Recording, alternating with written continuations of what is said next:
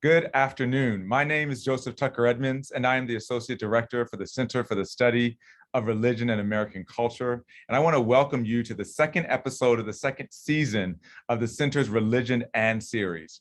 Religion and is a series of monthly conversations between leading academics and practitioners hosted by the Center for the Study of Religion and American Culture to engage and enhance critically important conversation and interventions in the fields of religion and American studies. The first episode this year was a dynamic and thought-provoking discussion on religion and refugees and immigration that engaged both scholarly and practical implications of the current moment. We have an exciting year of episodes planned that will address topics ranging from food justice and sports to conspiracy and the Supreme Court. You can also return to episodes from last year to engage our scholars and to use these resources in classrooms and the larger community. All of these episodes and clips are available on the center's website.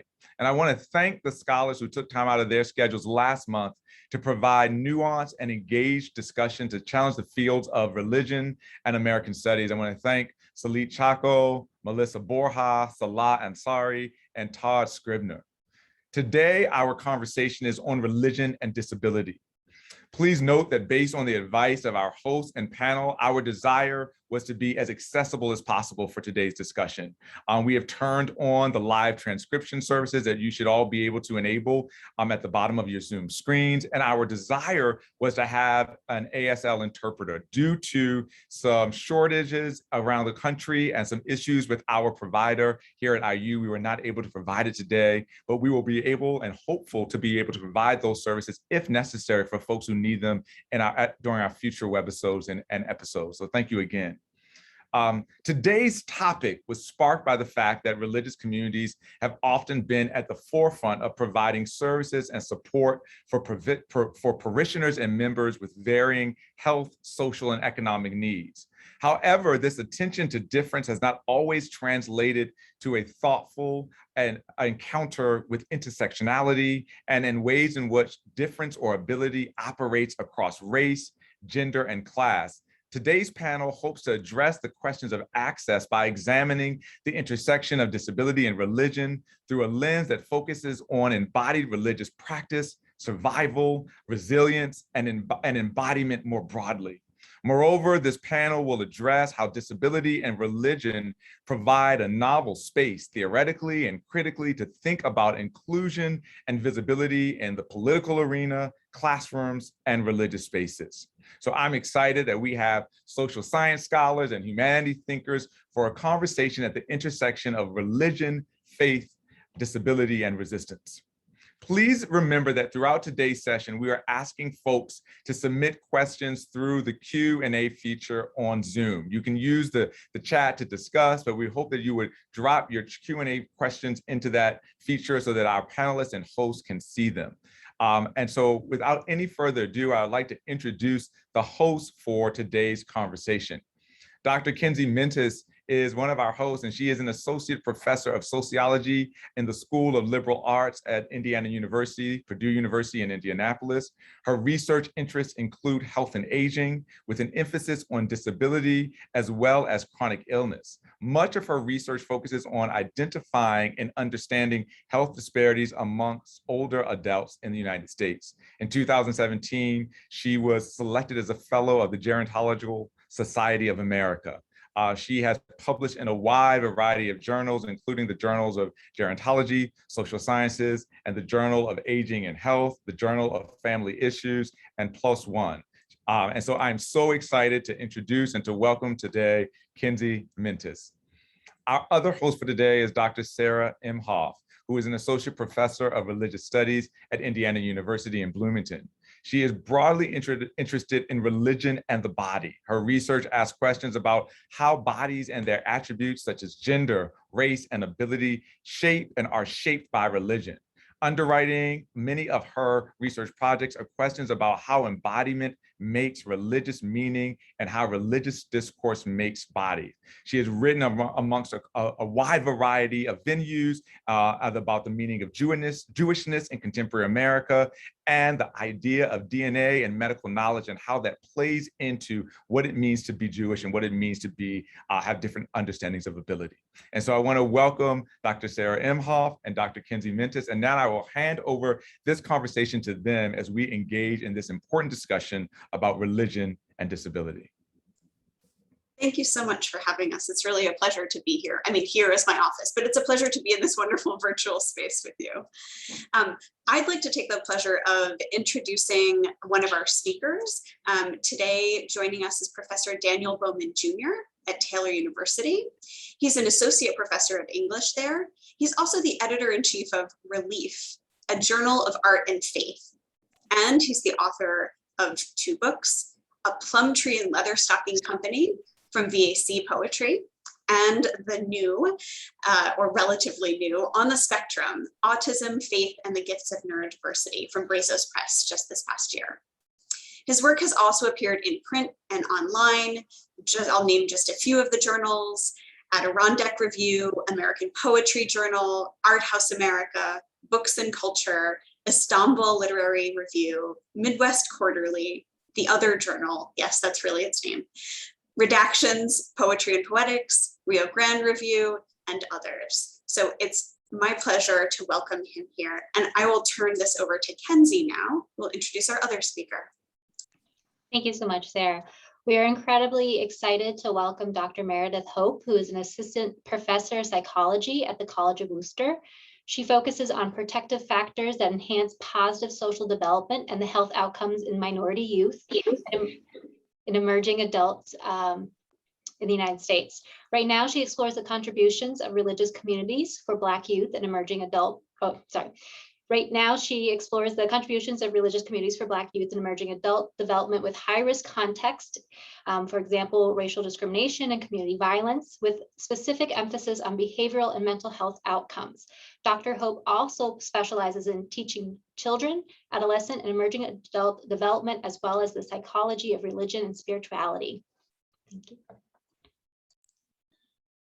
So it's our goal today to have a conversation, and I get the privilege of asking the first question. So I am going to address this to both Meredith and Dan, but hopefully Meredith can begin.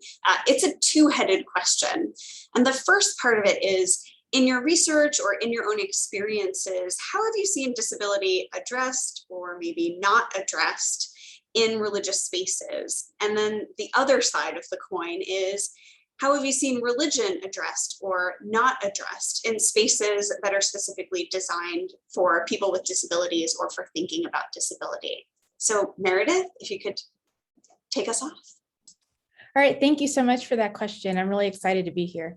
One of the things that comes to mind is another question about what is the theology and religious basis for engagement in congregational life, and to what extent are congregants and leaders willing to reshape community life to adjust or to refigure life when you have people in the congregation who may have visible or invisible disabilities, and understanding what that might mean. And so one of the things that I think is really interesting is how theology plays a role in this.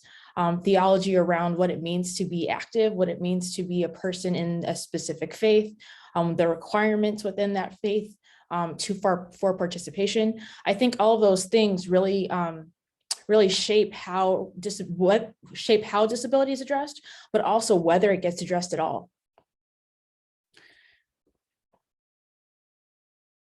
Yeah, that's a wonderful set of questions. Do you have any sense from your own research about some examples that might bring that to life? Some either like, oh, wow, this theology led to this kind of access, or this theology led to this person's disability not being seen, or a community that wished it wouldn't be seen. Could you, do you have some examples for us?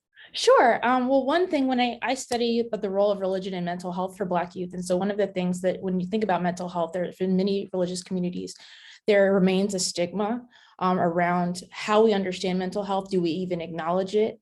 And one of those things really brings us to focus on the theological underpinnings on how mental illness and mental health are conceptualized and approached. And so, for example, there's a religious community that I know of that has a professional counselor on their staff to provide treatment to both congregants and non-congregants alike. So that's an example of a place where the espoused and the articulated and practiced theology really shows wellness for the whole person, beyond just religious and spiritual support. There are other places, for example, in other religious groups, especially in minority group, predominant congregations, where mental health has more of a stigma. And so those are places where you're not going to find as many resources for mental health to be understood from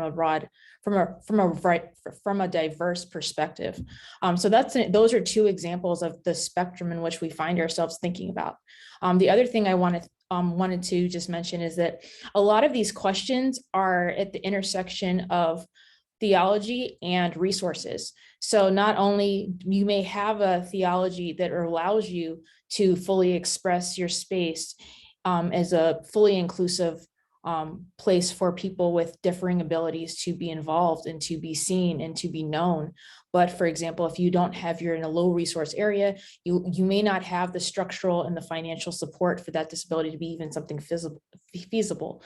And so those are some things that I think that are really important when we think about how these questions, how your original question really shapes how people go forward in this area. Yeah, that's a really terrific point, and such a wonderful reminder that theology isn't some disembodied, separate, otherworldly thing, that in fact theologies intersect with economics, with other social pressures all the time. So yeah, thank you for that. That's a great reminder. Dan, do you think, I'd love to hear some of your thoughts on this question. Well, my own experience, I feel at a disadvantage because I'm working with scholars of religion, scholars of disability, sociologists, and others. My own experience is as a professor of English and creative writing, and my entry point into disability really is neurodiversity and neurodivergence, in particular autism and ADHD and bipolar disorder. So, yeah, thinking through all these things, it's ironic sometimes in the community in which I live and work, which is a religious community, that, you know, the incarnation of Christ is a central event in the story of the New Testament and of the faith, and yet we sometimes engage theology as though it is a kind of ethereal and disembodied thing. I feel like we're behind on a lot of these issues, but we're making some progress. I think from the inside. I think this is a time when, for me, I've seen disabled people leading the way a little bit, and so that's been really interesting for me. For example, I have students who are in a class called Intro to Autism Studies who will come up to me and say something like, my textbook tells me that I need to use person first language rather than identity first language, and this classic conundrum that always seems to be ongoing. And I say to them, well, who wrote that book, and who was at the table, and who had the power and the authority to make those kinds of decisions, because we didn't have the input, and so what we're doing right now is, like, I lead a group called SEND, which is a student formed group, Students for Education and on Neurodiversity, and professors are honestly sending, and even academic enrichment folks are sending students our way to kind of share the lived experience of disability rather than just approach it from a scholarly vantage point. And so for me, it's a pleasure to be here and an honor to be here, but I like the mix of the scholarship and the clinical work and the research, but with also the sort of balanced by the lived experience of disability. Yeah, that's part of what's so exciting about this conversation, is that we do get both experiences and scholarship, right? I think that not only scholarship can be powerful, but that people's stories and experiences are equally powerful. So it's wonderful to have both today. Kenzie? Yeah. Thank you for this great conversation. And this was touched on a little bit by Dr. Hope already, but I'd really like us to dedicate a little bit of time thinking about intersectionality and disability and religion. And so the question I want to pose to both of our panelists is, how has intersectionality shaped the experiences of people with disabilities who hold other historical, marginalized, or minoritized statuses, particularly within this context of religious spaces? And I hope Dr. Hope wouldn't mind going first. Okay, thank you. So one of the things that I think is really important is to start this off is that with historically marginalized groups, identity is sometimes visible. So they don't necessarily have a choice as to whether or not they want to identify as a person from a marginalized group. And so that's one of the things that with some disabilities that also can be the same as well. So we have some similarities in terms of how you think about the intersections of visibility and invisibility in terms of disability and marginalization. And so I think that that's an important thing to think about. There's also keeping in mind what identities remain visible or invisible that people want to place importance on. So for example, personally, I know that as an African-American, that tends to be something that I live with every day. That's something that I cannot choose. I cannot choose one day not to be African-American. And so for many people who are African-American, that is the case, in which we are visibly seen as African-American and visibly placed within this larger group that experiences marginalization and racial discrimination. And so I believe that that's something that's something that we really have to keep in mind. By the same token, there are people who with disability who cannot hide their disability, cannot choose on a given day whether or not they want to be identified with the disability group. And so though that's an intersection in places where how does theology and how does religion really make space for both identities to be present and to be safe to be present? Just because it's present doesn't mean it's safe there, especially if you have a disability that may present more in a way that is not always easily communicated or understood by the community around you. For example, when you think about wheelchair access, a lot of congregations do not have accessible buildings for people to access all aspects of the congregation's home. And so when you think about that, that's an obvious disability, but it's also something that keeps people from being fully engaged within that space. And so I really think that it's important to keep in mind the aspect of visibility. There's a tension here. How do we make room for people who have both visible and invisible identities in a way that does not stereotype or further exacerbate any negativity that these groups have as a part of their experience? And also, I think it's important to, if we want to understand intersectionality, people from marginalized groups, whether it's disability or whether it's ethnic group or whether it's a religious minority group, they need to be at the table for these discussions in terms of shaping the ways in which theology and which the congregations are understanding what it means to be them in that space. Thank you. That was a wonderful response, and I think incredibly insightful in understanding how universal design can really allow for more inclusive spaces, but the challenges that go along with that, and also thinking about the visibility and invisibility. So thank you. Professor Bowman, would you like to comment on this question as well?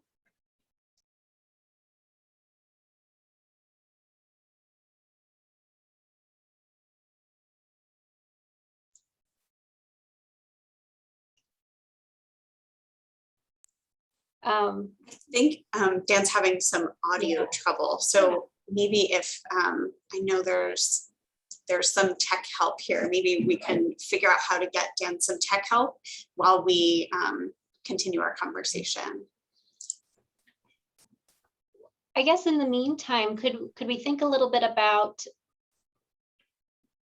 all kind of along all impairments, not just physical impairment and accessibility, but impairment and accessibility for people with emotional or cognitive disabilities, and just thinking about what does an inclusive space look like there.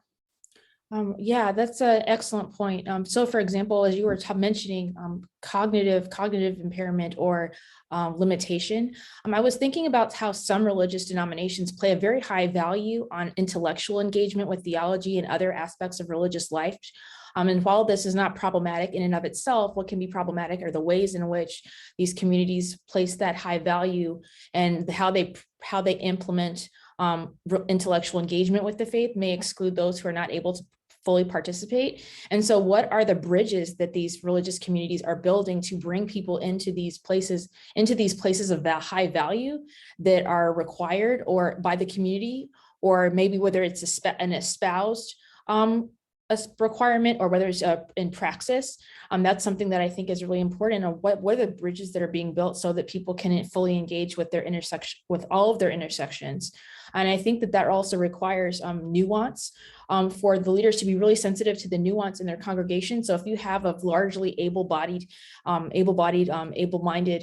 group of people in your congregation, it's going to be very easy to overlook the voices of people in the minority who may be saying, I'm not able to fully engage in those same ways, and in the same ways I need a bridge, and I want to be a part of building that bridge. Often one of the things that I see within religious communities, not just through my work, but also in personal experience, is that sometimes we forget to bring people to the table in terms of asking them what they need and then responding to it in a way that takes into account what their need is. Often we have an idea of what the need is and what we're going to do to meet it, but not always do we actually involve people it's not always a community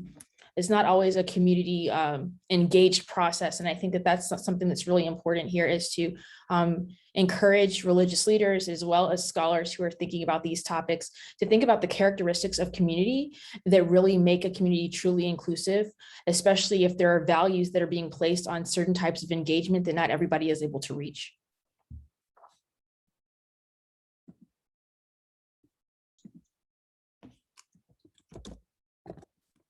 Dan, are your tech issues resolved?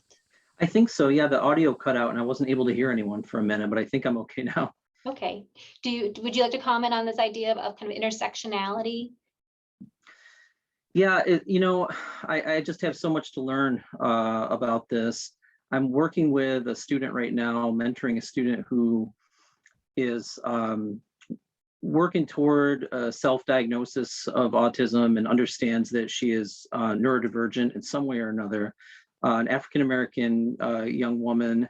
And so it's been really tough, because what we have discovered together is that the diagnostic tools that I could use to self-assess a few years ago on my journey are more challenging for her, because those tools were written largely in response to studies performed with males and with white people. And so it presents differently within her, in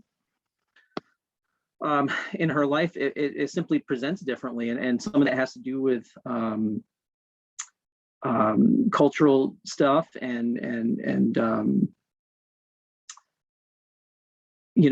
that kind of thing. So it's very tricky right now, I think, to even women. I mean, women and minorities are underdiagnosed in terms of autism and neurodivergence, but it's very tricky for them to even access the tools. And then when they do, they find that those tools don't necessarily speak to what they need. Mm-hmm. Yeah, this is great. Really insightful. And I love the idea that no matter what our questions are, we keep coming back to one of the ways to answer questions about what can be done for people with disabilities is, I don't know, to ask people with disabilities, what are the things you need? Are there ways that we can help you? Are there ways we can make this space accommodating to you? I mean, I keep seeing us circle back around to that one of the kind of rallying cries of much disability advocacy, as I'm sure most people here know, is nothing about us without us. And I think we can see the value of that, not just as a kind of political slogan, but also as a really practical, how do we move forward? How do we think about intersectionality and disability? Like what I'm hearing from Meredith is, well, one of the things we have to do is talk to people who are inhabiting various different spaces. And then one of the things I'm hearing from Dan is how do we do better with access and with diagnosis? We have to talk to people who were not the people that somebody had in mind when the original diagnostic manuals were designed. So yeah, this is really a great conversation. And just to transition into our next question, which I think we've done really artfully, that question is, how can religious leaders, and here think very broadly, work to create more inclusive spaces for everyone? I think we've done a great job thinking about, physical disability, neurodivergence, mental health issues too. So here we've heard some kind of general strategies, even concrete things you've seen work, things you've seen not work. Those would be really wonderful to hear. So Dan, could we start with you? Yeah, for me, the first thing is to get educated.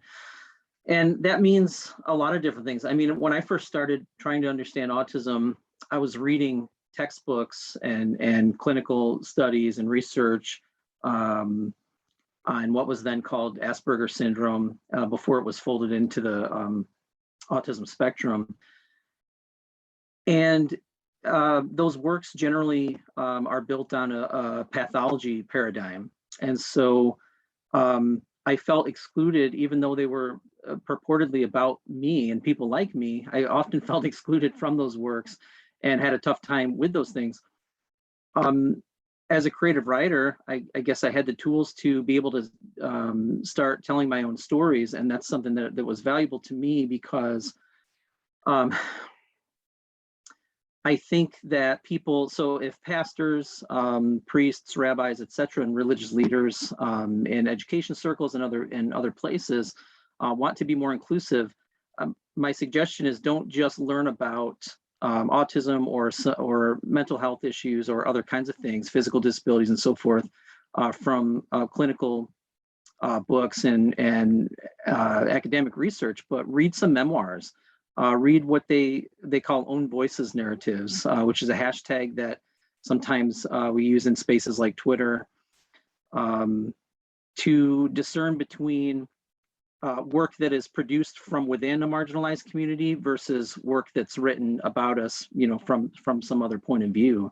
And I think when you get that inside perspective of the lived experience, for me, that can help open the doors to all sorts of adaptations and other kinds of things that you'd want to implement. Yeah. Meredith, did you want to? Yeah, I do. One of the things that as I was listening to Dan's comment, I was really thinking about creating mechanisms that invite feedback and accountability of leadership to address concerns and feedback for the community. So there needs to be a structure or some sort of way for leaders and the community has both voices, both perspectives in mind, especially when it comes to, so there's things that leaders take into account in terms of leading a community that parishioners may not be thinking about. And so it's really important that leaders they have their voice as well in terms of saying these are some of the things that need to happen in terms of our community going forward, but also putting the congregants and people with disabilities on an equal platform and providing that and not taking that away and not diminishing those voices. So regular community evaluations on how is this space for you? What are concrete things that we can do within the resources that we have? Another idea and recommendation that I have is for interfaith working together on these issues. So for example, not all religious communities have the same amount of resources or some may not even have people with visible disabilities in there. They may have a larger population of people with invisible impairment or disability. And so do those people feel safe enough to speak up so that they can be involved? And that's a really important thing. If nobody's speaking up, that's a sign to you that there's not that there's nobody there that needs accommodation, or there are issues to be at the forefront of how the community runs, but it could be a fact that there's something about the theology or something about the community that keeps people quiet. So really being honest and vulnerable with those evaluations of community life can be a real asset, regardless of how many resources they have, especially if you have interfaith connections. You're able to pull together resources that may be able to bring to the forefront a larger community of people to get something done. And the other thought that I have is creating not just relational space for congregants to speak into and to be engaged in community life, but maintaining financial and physical space as well. Sometimes that's not possible, but when there's a will, there's a way. And I believe that within a lot of religious communities, there are these tenets of everyone matters. There are these tenets that people say that these are tenets and values that are important around personhood. And so really being able to say, looking at each type of person that's in the congregation, is their personhood fully being expressed within the body of the community, whether it's a church, a synagogue, or a mosque? Do you have the capability to bring those people and to listen to those people in a way that is meaningful, and not just organizing another meeting so that we can feel better about what's happening, but not actually leading to any actionable change? Yeah, those are really great points. Kenzie, I kind of want to put you on the spot here. I know that you work with older populations, and if we can think about stereotypes about who goes to church, old people, particularly old ladies, seem to be one of the favorite stereotypes. And there's some reason for that. We know that there are a lot of older populations at church. And I'm wondering, at US churches, I'm wondering if you have thoughts about particularly aging populations. When we think about intersectionality, we don't necessarily think about age, but it is something we certainly could think about. And when we think about church leadership, church spaces, I do think that aging populations are certainly a visible population, but not necessarily always visible as having disabilities, right? Because we associate it with, oh, that's a normal part of the life cycle, that one can no longer do things as one gets old. So I'm just wondering if you have thoughts about aging, disability, and maybe congregational life. Yeah, thanks. So one of the things that's really clear from the research is that attending religious services or religious participation is clearly beneficial for the health and well-being of older adults. It's a key component of social participation. It allows people to stay connected, to be part of their communities. But the other thing we do know is that as people get older, the acquired disability is something that accompanies aging, right? So mobility disability is quite common among older adults.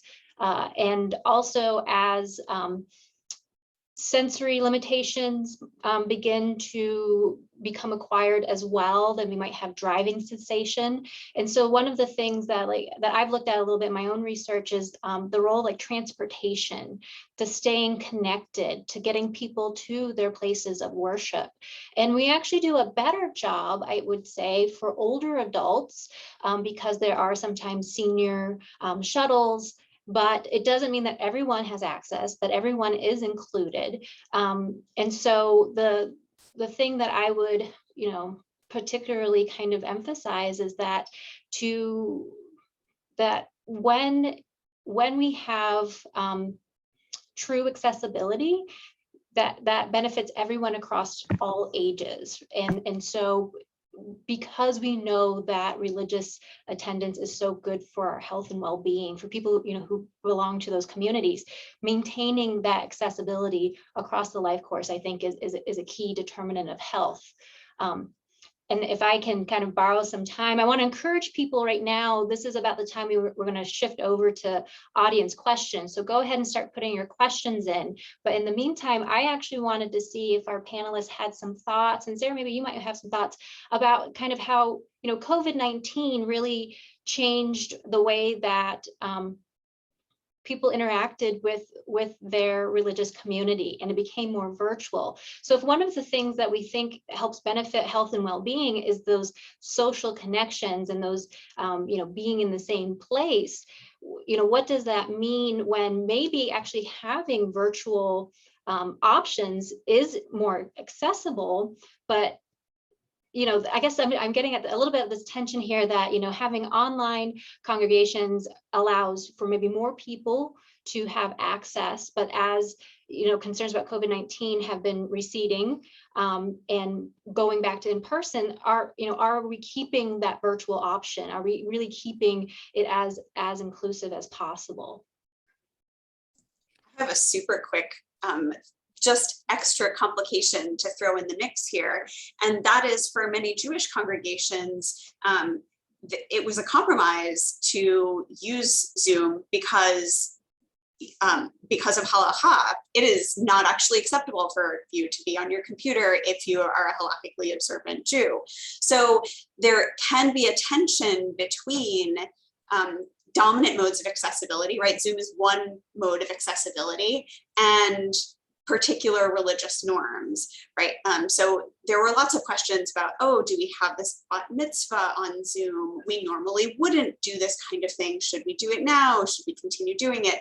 So it's just an extra wrench into the works, but it is to note that it's really important, I would say, to be creative when thinking about accessibility and inclusion, because the needs will be different for different religious communities. In addition to, as we've been talking, the needs will be different for different kinds of people who need different kinds of access.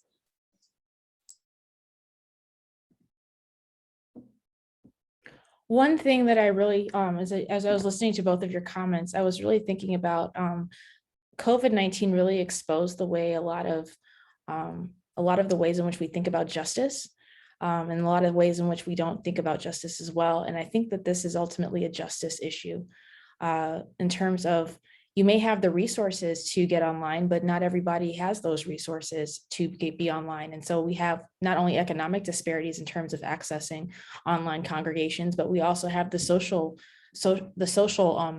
inequities that may not be something that people do.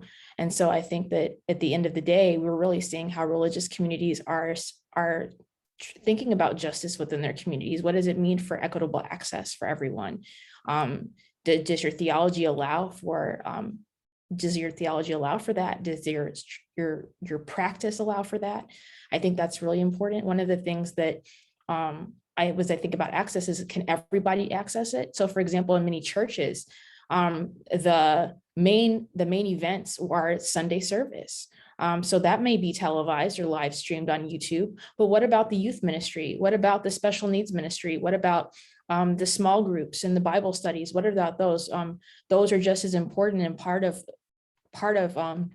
religious life. One of the studies that I've personally done showed that for Caribbean Black youth, it wasn't just the service attendance that made a difference in terms of whether or not they received church support, but it was also the activities and non-service activities that really made a difference in terms of whether or not they were able to get church support and also to give it. So being able to be an active participant in your church, in your mosque, in your synagogue, or whatever religious community that you're a part of, are the places that really matter to you, that are salient for your specific identities within that faith, are those accessible to you? And COVID showed us that that simply wasn't the case for a lot of people, and a lot of people got left behind.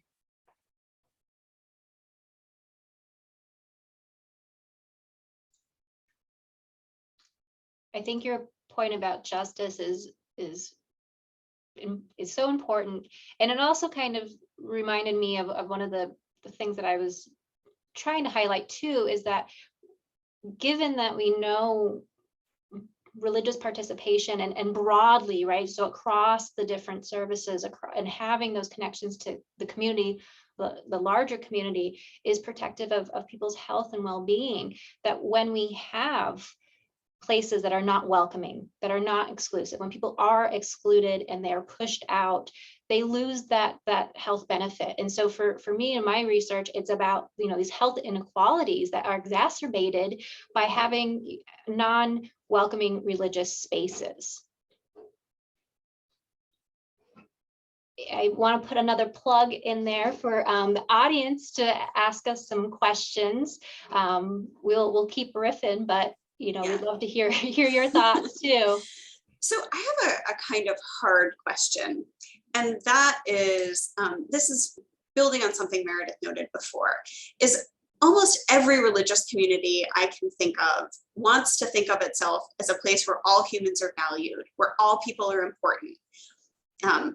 For communities where God is an important figure, God has a relationship with each person.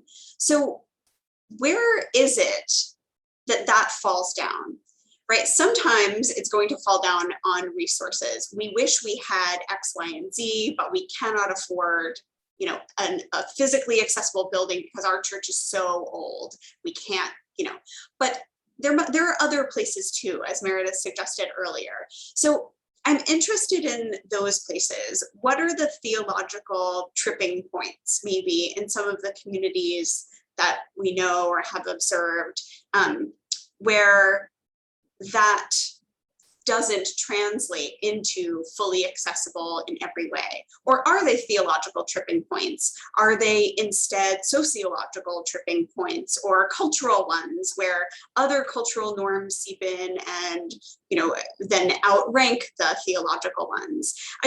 I'm interested in what's happening between the part where every religious community I know would say, yes, we welcome all people, or yes, we believe God loves all people, or some version of that. And yet we know that in a practical sense, some elderly people can't get to church. Some churches continue to be a place of stigma for people who have mental illness or even chronic physical illness. So what is it that we think is happening? Obviously, it won't be the same in every case, but I'm really curious about this because it seems like intellectually these should be spaces that should be the most accessible spaces because of the stated goals of those spaces. And yet we notice they're not necessarily. So I just love anyone. Yeah, I think that that series of questions that you just had are things that we know are important, but we simply don't want the answers. Because that requires us to take a hard look at the places where there's dissonance between the theology that we espouse and the theology that we live out. And for a lot of individuals, let alone communities, taking a hard look at the reality of what life actually is within that community may yield findings that are not complementary. And so I really think that that's one of the main issues, is that we have discomfort around answers we don't like. And when you have, and that's one of the things I love about being a researcher, is that regardless of whether I like the answer or not, I'm looking for an answer. And as a social scientist, I am duty bound to report those answers and to make sense of those answers and to figure out how those answers can be applied. And so I really think that there needs to be a bridge between people who know how to do that kind of evaluation and religious leaders and religious communities, so that they can take these looks at and say, where's this dissonance? Where is this good? How is this goodness a fit? Is it a close goodness a fit between the community and the things that we're saying that we espouse? Or is there just a large gap between the places where we're hoping to arrive and the places where we're saying we're a safe harbor for everyone? I think that those we have to start there. Another thing that I really think that is important to think about is the places where we have theology and then we have the man-made traditions. And often what we call religion is not necessarily the religion according to the text or the sacred readings that that communities have. But often what we call religion is the man-made practices, the cultural practices that get looped in because there's a verse that kind of seems to fit. And I think that a lot of those man-made traditions have, because they're made by man, they're not perfect. And so when you have imperfect people making imperfect traditions, those traditions over time can become a part of the ways in which people live religious life. And it can be hard to tease apart what is actually the text, what's actually sacred, and what's actually the secular parts that we have been woven in together, because often they're so intricate.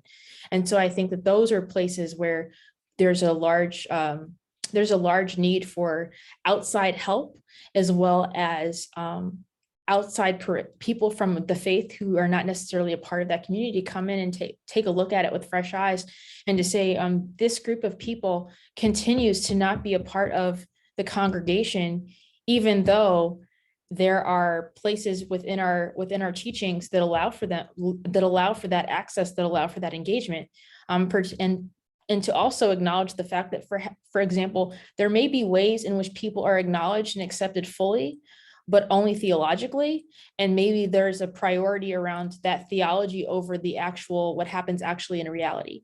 And so I think that being clear about who gets to be a part of the community and the ways in which they get to be a part of the community it can be a way in which the community can be more authentic. It may not be the ways in which we'd like to see it be, but at least it'll be a more authentic place. And I think that that's what we want to go for, especially as we're thinking about intersectionality, these questions of justice, these questions of access and equity.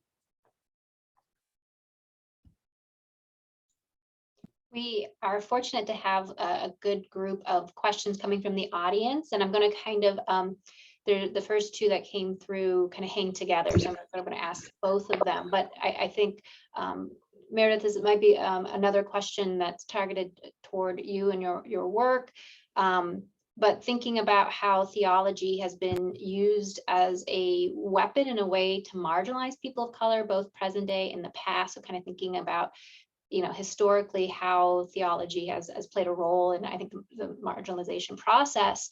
But another audience member also asked specifically how women of color, for example, Latinas, are welcomed into the religious communities that might be unhelpful. For example, they're expected to be kind of a caretaker of the community when they are themselves looking for theological support. So I think this is, again, kind of tapping into some of our conversations about intersectionality, and if you could maybe just comment a little bit about that. Sure, I'd love to.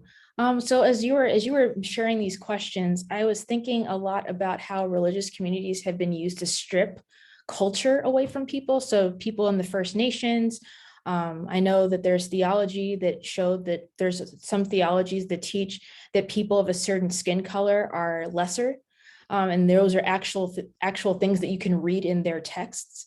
And so there's also been ways in which theology has been used to support political movements that oppress and marginalize others based on how they look or where they come from, whether it's language, culture, whatnot. And so I really think that theology, just like anything else, can be used for good. It can be used for bad. It can also be infused with prejudice. And so not necessarily saying that theology in and of itself is prejudice, but it can be infused with prejudice and used as a weapon in that way. I really think about the question about women and women of color. That really goes back to how the theology talks about gender and gender socialization within that body, that community, and how that's seen. And so I really think that that's important for people to think about. What are the ways in which we're socializing women and people of color, and how do those socializations seep into our theologies and the ways we practice? Those are really important questions to think about. I also wanted to bring up the idea that within religious communities, there can also be racial discrimination and also prejudice within the community. So you can be a part of the community and be harmed by the very people that you're calling a safe harbor, and maybe not able to speak up about it because you do not hold a position of power or a high ranking within that community. And so those are things that I think that need more work. We need more studies. We need more scholarship around that area. And we also need to be able to have access to these religious communities. Often these are questions that need to be studied, but because we are facing fences of doubt and reluctance to look at the real picture from both scholars as well as leaders of communities, those may be difficult topics to study, and we need some more nuanced ways on how to answer those questions. So I think we're still having some technical issues with Dan. So I'm going to pose this question to Sarah and Meredith. An audience member is asking how the access to the hierarchies of authority within churches can shape the experiences of disabled people. So if I'm understanding this correctly, having access to and accepted into the positions of authority, religious authority, right? So, not having representation among religious leaders, how that might be shaping whether or not these religious spaces are truly inclusive and welcoming. Yeah, so representation is always going to be an issue for questions of marginalization.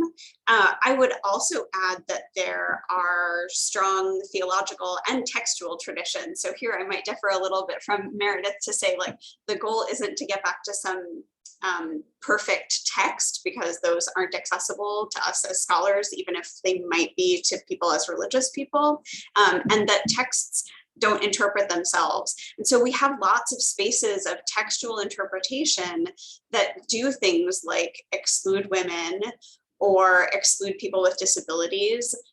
If you think about biblical texts, there are plenty of biblical texts that suggest that disability is a punishment for sin, or that people with different kinds of bodies are not acceptable in holy spaces.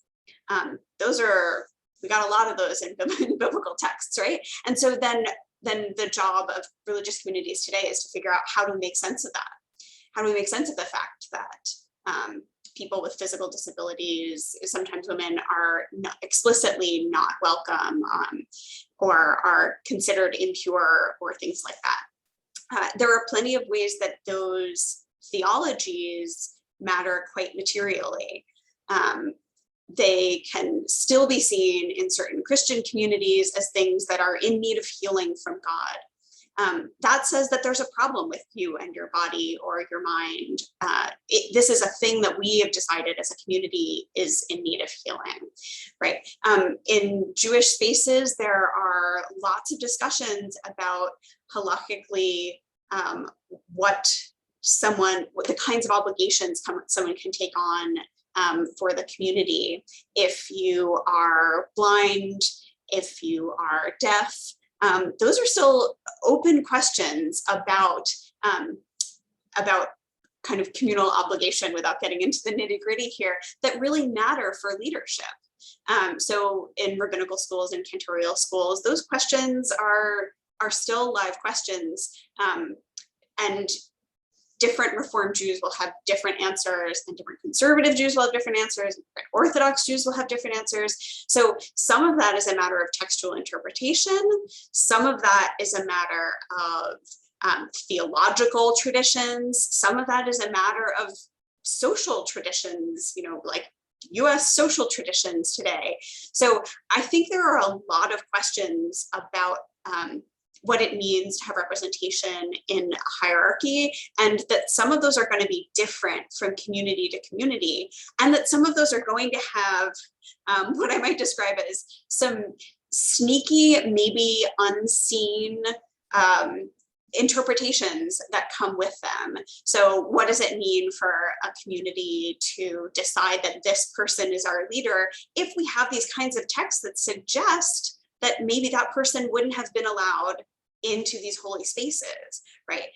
So there are those quite live questions that I think rarely get talked about, except for, and here we have an interesting moment. I think the Jewish community is an interesting example of this. We can see this in some Muslim communities too, but because of the interest in halakha, those issues can come to the fore. People do sit down and then have a discussion about it. And that is part of the process, right? So there can be a way that having a set of laws that matters to your community religiously means that you do talk about things that maybe some other communities might just wish not to talk about and therefore not talk about. That doesn't necessarily mean that you end up with more inclusive communities, but it can mean that those communities are pushed to have conversations about it. So just interestingly, from a historian's perspective, it means that we have lots of texts throughout history that think about what it means for people to have, for example, different bodies, because they're talking in these legal ways about what can and should these people do. So I think that's, you know, an important piece of thinking about traditions too, is we get little glimpses of what disability throughout the ages might have looked like, how people might have imagined it, even though that's sometimes positive and sometimes negative.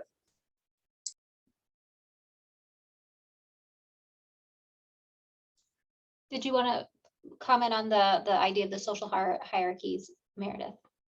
I just quickly to say that I think that communities do need to be transparent about who is allowed to have access to power and how much.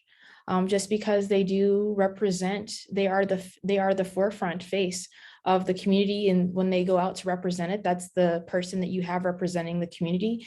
And so I really think that that process should be very transparent to the extent that you do not compromise any theological or religious things that are also important. So I just wanted to say that piece. Great. So I'm keeping an eye on the time, and we have more questions than we have enough time for, which is a good problem to have, but I apologize if the panelists aren't able to get to your question. If you indulge me, I'm going to kind of pick the last question because I think for this audience, it has a nice applied feel to it. So the audience members asking panelists to solicit their reflections about teaching at the intersections of disability and religion, if you've faced any challenges and what's worked or been rewarding. So I think, you know, thinking about, we're part of Institutes of Higher Learning and thinking about this intersection. And so I'm hoping Sarah and Meredith once again will kind of comment, and that she'll take us to the time probably. Okay. Well, first of all, like for me, when I think about the intersections of disability and psychology, I really think about it in terms of how am I teaching to a wide variety of students. So it's not necessarily teaching on the topic of disability, but knowing that within my classroom, there are going to be students who have different accommodations, who have different needs, and how can I make sure that each student is learning in a way that is equitable and that is accessible to them. And so I think that that's really something that I think about as my own work as a researcher, with my writing and my practice as a scholar. I really think that that's something that we can, because higher education does have some conduits for equity in those areas, to see those same conduits in a religious space would be great, especially if we think about the ways in which we are communicating tradition and communicating religious faith. Yeah, thanks. This is a great question. I think for me, one of the things I found most generative is just having students think about what disability is, because it sounds like it's something they know instinctively, and then it turns out, oh, maybe they don't know. So does chronic illness count as disability? If we're reading the biblical text, does this count as disability? Does that count as disability? Does, you know, Miriam's skin turning white count as a disability? What does it mean? Is it even helpful for us to do these like retrospective diagnosing of characters from traditions? So I think for me, this is just an elaboration of the question, asking what is disability, and not promising that we're going to come away with a clear answer is really helpful. There are ways that you can think about either racialized bodies or sexualized bodies being disabled in certain contexts, right? Which is not to say that being a woman is a disability, or that being a person of color is a disability. But then we can see that there are relationships between these two. So just to be at a disadvantage in a situation probably isn't a sufficient definition of disability, but it gets us, I think, a lot of things. One, gets us the sense that actually defining disability is kind of messy, but the two, maybe that's not a bad thing.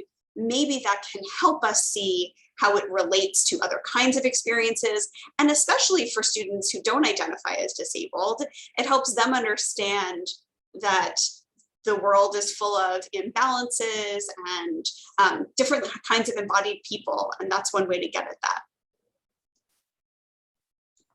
Great, thank you so much. So it is 4 o'clock and our panelist, Dr. Meredith Hope, has to leave for another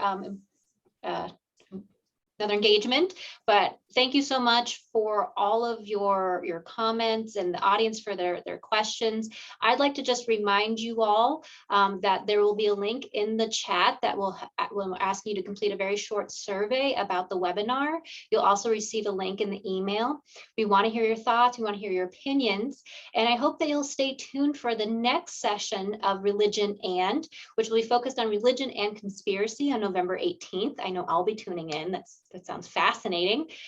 There will be a recording of this webinar available on YouTube within a week. So thank you to our panelists, thank you to our hosts, thank you to the Center for Religious and American Studies. Thank you for everyone who participated.